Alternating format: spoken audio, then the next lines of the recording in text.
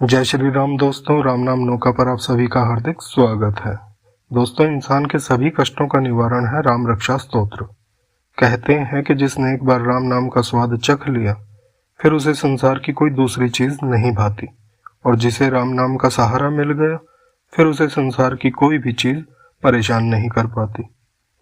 राम सिर्फ भगवान का नाम नहीं है, राम का नाम एक दर्शन है जो जीना सिखाता है।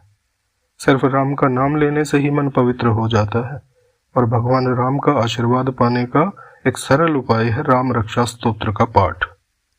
ऐसी मान्यता है कि राम रक्षा स्तोत्र का पाठ विधि अनुसार करने से मनुष्य की सारी परेशानियां व विपदाएं दूर हो जाती हैं। यदि आप किसी मनोकामना पूर्ति के लिए स्तोत्र का पाठ करना चाहते हैं, तो आप शुक्ल पक्ष के बृहस्पतिवार, मंगलवार, एकादशी, पूर्णिमा, रामनवमी या जब आप चाहें किसी भी दिन इस स्तोत्र का पाठ कर सकते हैं। आप प्रभु श्री राम जी के समक्ष जब भी पाठ करने के लिए आसन पर बैठें, सबसे पहले गणेश जी, फिर यदि कोई है तो अपने गुरु जी, उसके बाद सीताराम संग हनुमान जी का ध्यान करते हुए अपने दाहिने हाथ की अंजुली में गंगा जल लेकर सबसे पहले संकल्प लें। याद रहे, संकल्प लेना पहले ही दिन आवश्यक है, प्रतिदिन संकल्प लेना आवश्यक नहीं है।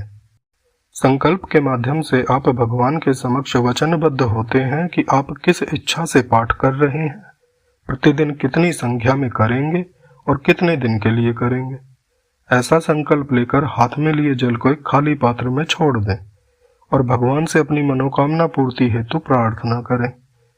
उसके पश्चात पूरी श्रद्धा से राम रक्षा स्तोत्र के 11 जप करें। जप पूरा होने पर आसन छोड़ने से पहले भगवान के सामने माथा टेक कर राम जी से जाने अनजाने में हुई अपनी हर भूल के लिए क्षमा याचना करें और फिर उठकर पात्र में छोड़े गए जल को किसी पौधे या तुलसी माता को अर्पित कर दें। फिर आप देखना, आपको पूरा दिन क्या चमत्कारिक अनुभव होता है। यदि आप 41 दिन तक प्रतिदिन 11 बार इस स्तोत्र का पाठ करते हैं, तो फिर मुझे कुछ भी कहने की आवश्यकता नहीं है। फिर राम जी की कृपा से स्वयं हनुमान जी आपकी रक्षा करेंगे, इसमें कोई भी संशय नहीं है। यकीन मानिए, आप अभय हो जाएंगे। दोस्तों, यहाँ आपको एक विशेष बात और बता दूं। अभी नवरात्रि के पर्व आने वाले हैं।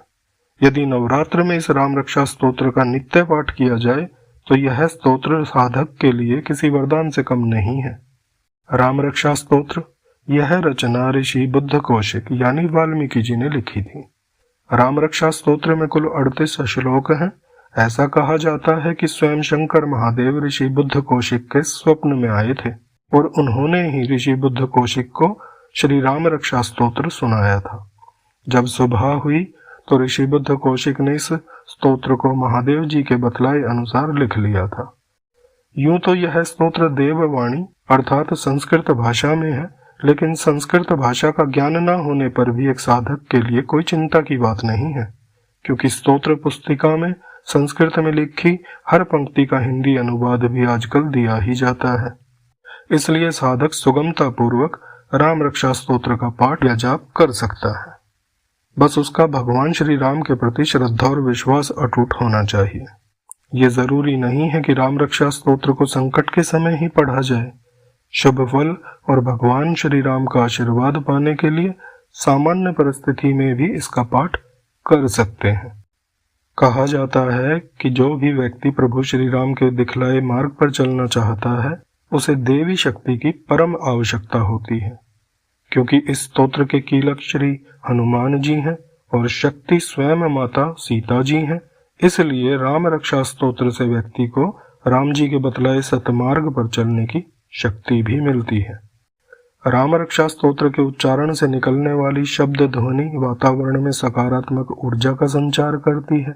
स्तोत्र का पाठ करने से व्यक्ति सदा भय मुक्त रहता है, भूत पिशाच निकट नहीं आते, शत्रु पराजित होते हैं, दुर्घटनाओं और विपत्तियों से सुरक्षा मिलती है। यह सभी प्रकार के शारीरिक व मानसिक कष्टों को दूर करता है, रोगों और तनावों से मुक्ति मिलती है।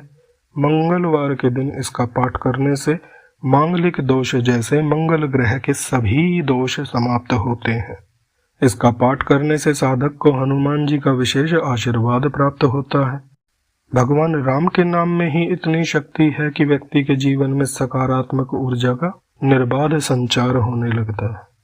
मान्यता है कि इसके प्रभाव से व्यक्ति के चारों ओर एक अभेद्य सुरक्षा कवच बनता है, जिससे हर प्रकार की विपत्ति में उस व्यक्ति की रक्षा होती है। इसलिए जो व्यक्ति राम रक्षा स्तोत्र का नित्य पाठ करता है, उसके अंदर प्रभु श्री राम की कृपा से अच्छे गुणों का, सद्गुणों का विकास होता है। दोस्तों, आशा करता हूँ यह जानकारी आपके लिए लाभदायक सिद्ध हो। यदि वीडियो पसंद आए तो लाइक करें, शेयर करें और चैनल को अभी सब्सक्राइब कर लें। और हाँ, कमेंट बॉक्स में जय श्री राम लिखना तो बिल्कुल भी ना भूलें। धन्यवाद। जय श्री राम।